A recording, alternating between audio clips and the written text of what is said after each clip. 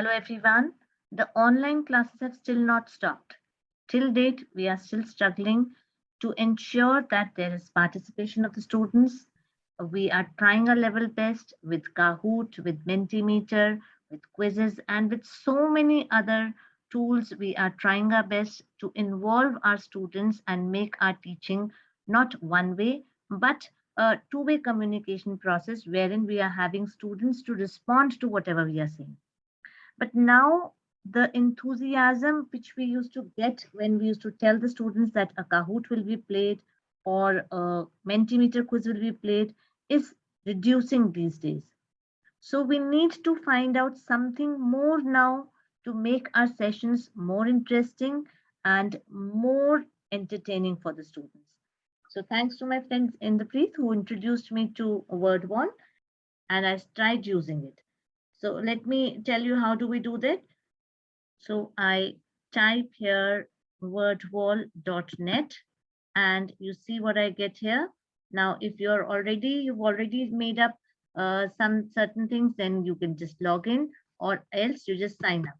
So I'll just log in and show you what all I have made. So I sign in with Google through my own account because there are certain things which I already have. I want to share with you all. So I signed up with Google and I can see my account. Now see how beautifully, instead of playing the Kahoot game, there are few activities that I have made. This is a trigonometry activity, which my friend Indrapreet had made, and I'll just share it with you. See, I just spin it up. And I get to ask a question from my students. Now, this is once the child gives me a correct answer, then I can eliminate this and I'm left with now only the other options. I again spin it up. Wherever it stops, I ask the question to my student, and if the child has answered it correctly, I can eliminate it. But in case it does not answer it correctly, I can let it be in the wheel which I have. So this is how I can take up my activity. I can do up my revision work. Let me show you something more. So this was made by my friend Himali ma'am. She shared it with us. So again, I spin it up and I ask roll number 1. The question for you is, you have to tell me the value of sine 60. Okay, he tells me the correct answer. Then I spin it up again. I say roll number 2. The question for you is sec 45. So if he answers correctly, I can eliminate this. And the question that is going to come to the other child is not going to be now the same one. It's going to be something new. I spin it up again and I ask roll number 3 for another question, and I get the answer from him. So if the answer has come correctly, I eliminate it, but if not, that I can resume it. So this is the very beautiful way to use this. And how do I make it? It is very simple.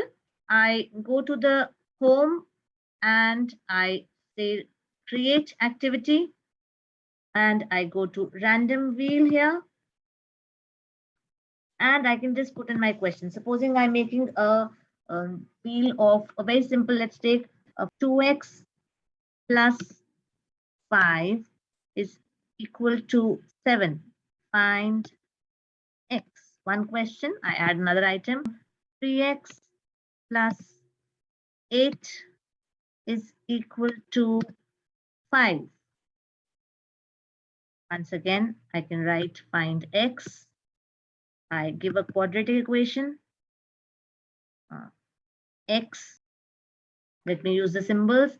I can use the symbols also. I take the simple power as 2 and I get x squared minus 2x plus x squared minus 4x plus 4 is equal to 0. Find out the value of x. Find x. So again, these kind of questions I can give. I can add something more. I can add. So let's say I've taken up these 3 and I go on to done, and my wheel is being made. You can see how easily the random wheel is made. I start using this Before that, if I want to give the link to my students, I just added 5 questions. I could have used, I go on to the share button and I make it public. I publish it. Okay, I have not given the title to it, so I'll have to go back. Let me see what is the title. I go to edit and I write here find X. And a simple name I've given. So this is done, and I can share it with my students. So I make it public.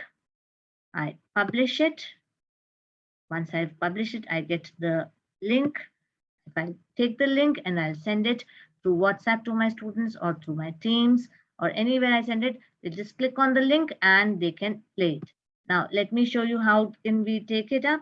So if I start using it, okay, start, I'll make it full screen. I spin it. The question I get, my child will answer. If the answer is correct, I'll just eliminate this question and go on to the next one. For the next student, I'll again spin it. So if there are 10 questions as made by Himali ma'am, different various questions were made, you can do it up like that. So this is how it has been done. Now, if I don't want it in this manner, so I'll just escape here. I can change the way. I can take it as random cards. Okay, let's see what happens if I had taken this as random cards. I start and the same thing. I deal. First question, find X. I can go on to the shuffling it off once again. Okay. Then I start again. Same question. I go on to the next question. And if the child is answering it correctly, the third question, and so on. If I had used the open box. So see now what will happen for opening open box. See, there are 3 questions. I ask the child, select any number. If the child selects 1, so I just tap and the question opens.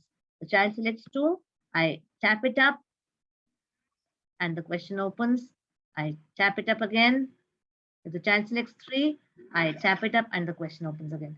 So this is how you can bring creativity to your classroom, isn't it? See, it's looking so good. Okay, now so these are different ways wherein you can ask the questions. I hope it is going to be a good activity for you. In my next video, I'll be telling you how can we match the following and anagrams. So do wait for it and watch the video carefully. Thank you so much.